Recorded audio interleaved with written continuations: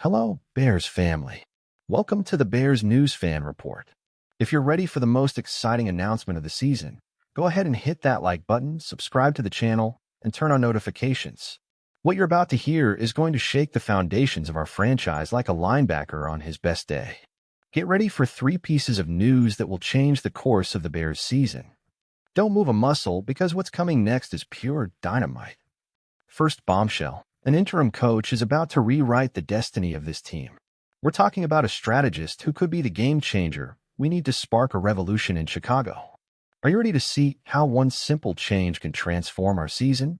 If you think you know what the plan is, you're sorely mistaken. Second piece of news. An injury epidemic is hitting our team like a hurricane of pain. Players are dropping like flies, and crucial positions are being decimated. Only the strongest will survive this trial by fire. It's not an easy time to be a Bear. Third revelation, a strategic earthquake that could change the future of the Bears forever.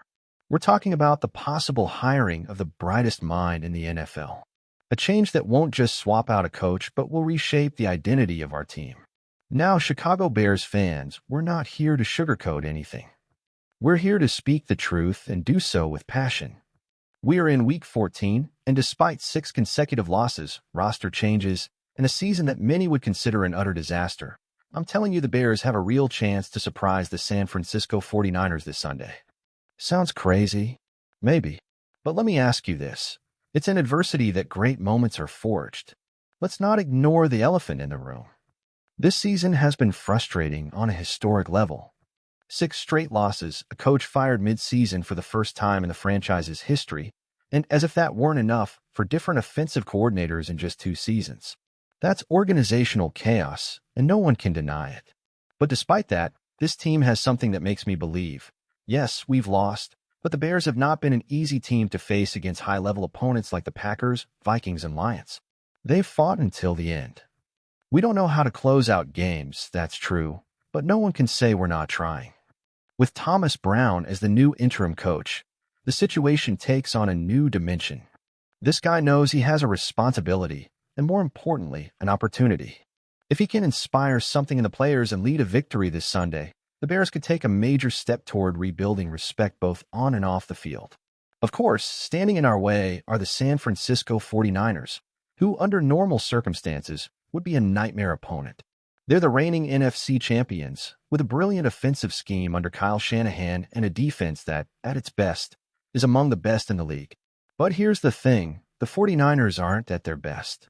They have a 5-7 record, are on a 3-game losing streak, and their injury list is nearly endless.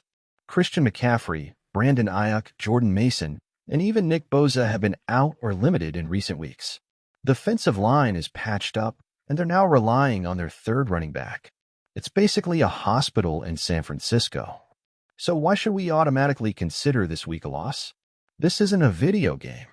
In the NFL, if a team comes in battered, you can deliver the knockout punch. And that's exactly what the Bears need to try to do. Keys to the game. If the Bears want to win, they need to make some crucial adjustments. Let me be clear. Dominate the ground game. With Khalil Herbert being effective in recent games and the possibility of incorporating more options with Justin Fields running when needed, the Bears need to take the pressure off the passing game. The key is to control the clock and keep the 49ers offense off the field.